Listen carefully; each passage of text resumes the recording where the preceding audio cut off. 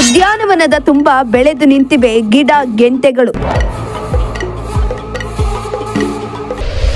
ವಿಷ ಜಂತುಗಳ ವಾಸಸ್ಥಾನವಾಗಿ ಮಾರ್ಪಟ್ಟ ಉದ್ಯಾನವನ. ಎಸ್ ವೀಕ್ಷಕರೇ, ತುಮಕೂರು ನಗರದಾದ್ಯಂತ ಇರುವ ಬಹುತೇಕ ಪಾರ್ಕ್ಗಳು ಸರಿಯಾಗಿ ನಿರ್ವಹಣೆ ಇಲ್ಲದೆ ಸೊರಗುತ್ತಿವೆ. ಪಾರ್ಕ್ಗಳ ಅಧ್ವಾನದ ಕುರಿತಾಗಿ ಅದೆಷ್ಟೇ ಬಾರಿ ವರದಿ ಬಿತ್ತರಿಸಿದ್ರು ಅದ್ಯಾಕೋ ಅಧಿಕಾರಿಗಳು ಮಾತ್ರ ಕ್ಯಾರೆ ಅನ್ನುತ್ತಿಲ್ಲ. ಜಾಣ ಕುರುಡುತನ ತೋರ್ತಿದ್ದಾರೆ. ಇದೇ ಕಾರಣಕ್ಕೆ ಇಂದಿಗೂ ಅದೆಷ್ಟೋ ಪಾರ್ಕ್ಗಳು ವಿಷ ಜಂತುಗಳ ಆವಾಸ ಸ್ಥಾನವಾಗಿ ಬದಲಾಗ್ತಿದೆ. ಜನರು ಪಾರ್ಕ್ಗಳ ಸುಳಿಯಲು ಭಯ ಬೀಳುತ್ತಿದ್ದಾರೆ. ಇತ್ತ ಮಹಾನಗರ ಪಾಲಿಕೆ ಅಧಿಕಾರಿಗಳು ಸುಖಾಸುಮ್ಮನೆ ಪಾರ್ಕ್ ನಿರ್ಮಿಸಿ ಸಾರ್ವಜನಿಕರ ತೆರಿಗೆ ಹಣ ಪೋಲು ಮಾಡುತ್ತಿದ್ದಾರೆ ಅನ್ನೋ ಗಂಭೀರ ಆರೋಪ ಕೇಳಿಬರುತ್ತಿದೆ. ಇದೀಗ ತುಮಕೂರಿನ ಭೀಮಸಂದ್ರದಲ್ಲಿರುವ ಉದ್ಯಾನವನ ಸರಿಯಾದ ನಿರ್ವಹಣೆ ಇಲ್ಲದೆ ಸೊರಗುತ್ತಿದ್ದು ಅಧಿಕಾರಿಗಳ ನಿರ್ಲಕ್ಷ್ಯ ಪಾಳು ಬಿದ್ದ ಕೊಂಪೆಯಾಗಿದೆ. ಹೌದು, ತುಮಕೂರು ಮಹಾನಗರ ಪಾಲಿಕೆ ವ್ಯಾಪ್ತಿಗೆ ಒಳಪಡುವ ಕೆಲ ಪಾರ್ಕ್ಗಳ ಸ್ಥಿತಿಯಂತೂ ಇಂದಿಗೂ ಹೇಳತೀರದಾಗಿದೆ. ಇನ್ನು ತುಮಕೂರು ನಗರದ ward number 6 Bhimasandra over tank ಬಳಿ ಇರುವ ಉದ್ಯಾನವನ ಸ್ವಚ್ಛತೆ ಇಲ್ಲದೆ ಸೊರಗುತ್ತಿದೆ. ವಿಷ ಜಂತುಗಳ ಆವಾಸ ಸ್ಥಾನವಾಗಿದೆ.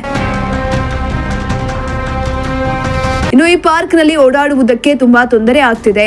ಇನ್ನು ಗಿಡ ಗಂಟೆಗಳು ಬೆಳೆದು ನಿಂತಿರುವುದರಿಂದ ಪಾರ್ಕ್ನಲ್ಲಿ ವಿಷ ಜಂತುಗಳ ಕಾಟವು ಕೂಡ ಹೆಚ್ಚಾಗಿದೆ. ಇಲ್ಲಿ ಪ್ರತಿನಿತ್ಯ ಜನರು ಓಡಾಡುತ್ತಿರ್ತಾರೆ. ಇಲ್ಲಿನ ಸ್ಥಿತಿ ಕಂಡು ಅವರು ಕೂಡ ಭಯದಲ್ಲಿ ಓಡಾಡುವ ಪರಿಸ್ಥಿತಿ ನಿರ್ಮಾಣವಾಗಿದೆ. ಇನ್ನು ಸ್ಥಳೀಯರೊಬ್ಬರು ಮಾತನಾಡಿ, ಈ ಪಾರ್ಕ್ನಲ್ಲಿ ಸ್ವಚ್ಛತೆ ಇಲ್ಲ, ಗಿಡಗಳು ಹೆಚ್ಚಾಗಿ ಬೆಳೆದಿರುವುದರಿಂದ ವಿಷಜಂತುಗಳ ಕಾಟ ಹೆಚ್ಚಾಗಿದೆ. ಮಕ್ಕಳನ್ನ ಪಾರ್ಕಿಗೆ ಕಳಿಸೋಕೆ ಕೂಡ ಭಯ ಆಗ್ತಿದೆ. ನಾಮಕಾವಸ್ಥೆಗೆ ಎಂದು ಮಕ್ಕಳಿಗೆ ಆಟ ಆಡೋದಕ್ಕೆ 2 ಕಬ್ಬಿಣದ ಆಟಿಕೆ ಹಾಕಿದ್ದಾರೆ. ಅಷ್ಟೇ ಆದ್ರೆ ಇಲ್ಲಿ ಸ್ವಚ್ಛತೆ ಇಲ್ಲ ಎಂದು ಬೇಸರವನ್ನ ವ್ಯಕ್ತಪಡಿಸಿದ್ರು. ತುಂಬಾ ಅವುಗಳ ಕಾಟ ನಮಗೆ. ಮತ್ತು ಇಲ್ಲಿ ಚರಂಡಿ ಅವ್ಯವಸ್ಥೆ ಮಾಡಿಬಿಟ್ಟು ಅದೊಂದು ಪ್ರಾಬ್ಲಮ್ ಆಗಿದೆ. ನೀರೇ ಹೋಗಲ್ಲ, ಅದು ಅರ್ಧ. ಮತ್ತು ಹಾವುಗಳು ನಾವು ಕಣ್ಣಾರ ನೋಡಿದ್ದೀವಿ, ಹಿಂಗೆ ಕೆಳಿಕ್ಳಿಯದ ಚರಂಡಿಯಿಂದ. ಎಷ್ಟು ಹಾವು ಅಂದರೆ ಅಬಾಬಾಬಾ. ಆಮೇಲೆ ರಜಾ ಬಂತು ಅಂದರೆ ಮಕ್ಕಳು ಇದ್ರು ತುಂಬಾ ಇರ್ತವೆ. ಆ ಮಕ್ಕಳಿಗೆ ಆಟ ಆಡ್ಕೊಳಕ್ಕೆ ಬಿಡೋಕ್ಕೆ ಭಯ ಪೇರೆಂಟ್ಸ್ಗಳಿಗೆ, ಅಷ್ಟು ಹಾವುಗಳ ಕಾಟ.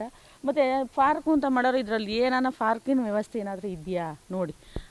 ಗಿಡ ಅಂದಮೇಲೆ ಎಲೆ ಉದುರುತ್ತಿಲ್ಲ ಅಂತ ಹೇಳಲ್ಲ. ಒಂದು ಪಾರ್ಕ್ ಅಂದರೆ ಹೆಂಗಿರಬೇಕು, ನೋಡಿದ್ರೆ ಆಕರ್ಷಣೆ ಆಗಿರಬೇಕು, ಬರಬೇಕು, ಕುತ್ಕೋಬೇಕು ಅನಿಸ್ಬೇಕು, ಮಕ್ಳಿಗೆ ಆಟ ಆಡ್ಸ್ಕೊಂಡು ನಿಂತ್ಕೋಬೇಕು ಅನಿಸ್ಬೇಕು.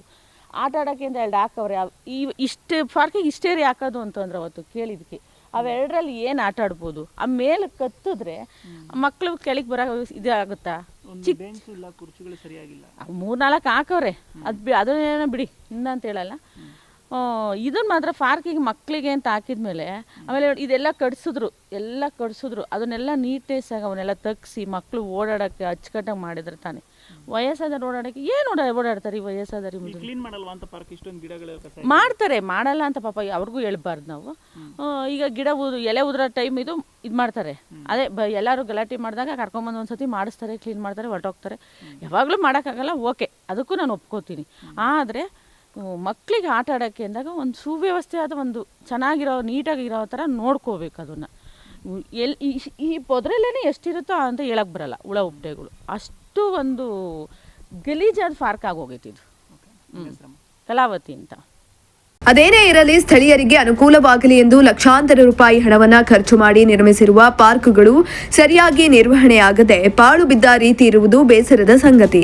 ಸಂಬಂಧಪಟ್ಟ ಇಲಾಖೆಯವರು ಈ ಕಡೆ ಗಮನವನ್ನ ಹರಿಸಿ ಪಾರ್ಕ್ಗಳನ್ನು ಸ್ವಚ್ಛಗೊಳಿಸಿ ಸ್ಥಳೀಯರಿಗೆ ಹಾಗೂ ಅಲ್ಲಿರುವ ಮಕ್ಕಳಿಗೆ ಉಪಯೋಗವಾಗುವ ರೀತಿ ಪಾರ್ಕ್ಗಳನ್ನು ನಿರ್ವಹಣೆ ಮಾಡಬೇಕಾಗಿದೆ. ಕ್ಯಾಮರಾ ಪರ್ಸನ್ ರಾಕೇಶ್ ಜೊತೆ ಪುನೀತ್, ಪ್ರಜಾಶಕ್ತಿ ಟಿವಿ, ತುಮಕೂರು.